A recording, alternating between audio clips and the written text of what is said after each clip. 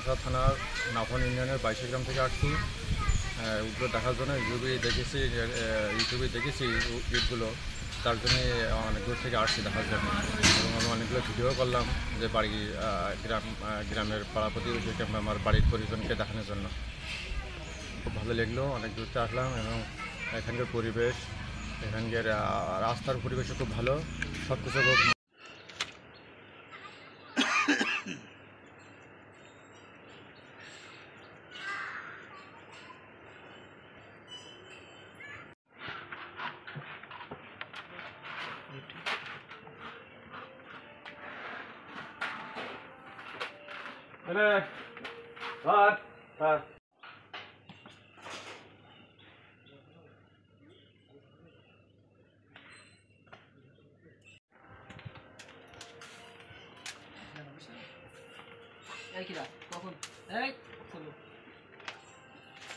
বিলের ছেলে ঠান্ডা রেখে আমরা এখন সেই উট দেখতে এসেছি অনেক দূর থেকে, প্রায় 200 টাকা আপনার ইজি বাইক ভাড়া দিয়ে।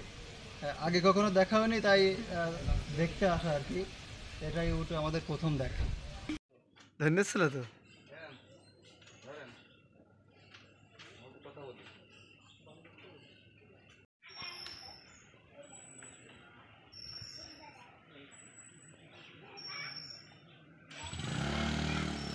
আমি বেনাপোল ছোট রাস্তা থেকে আসছি। যে শুনেছি যে উটখালি নাসির ভাইয়ের খাটালে যে উট নিয়ে এসেছিল, তা আমরা মনে করছি যে উট তো মরুভূমির জিনিস, যে ওখানেই হয়। তাই যে আমাদের মনে যে মানে বাংলাদেশে যেটা হচ্ছে এটা তো মানে একটা বিশ্বাস হয়নি, যেই জন্য নিজের চোখে দেখতে আসছি। এবং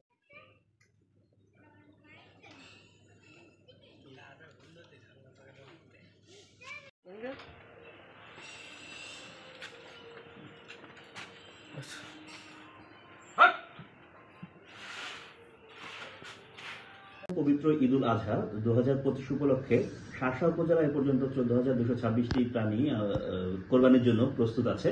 এর মধ্যে গরু, ছাগল, ভেড়া, উট, দুম্বা সহ বিভিন্ন প্রাণী আছে। বিভিন্ন খামারিদেরকে আমরা তাদের গরু হৃষ্টপুষ্টকরণ এবং প্রাণী মোটাতাজাকরণের ব্যাপারে সহযোগিতা দিয়েছি।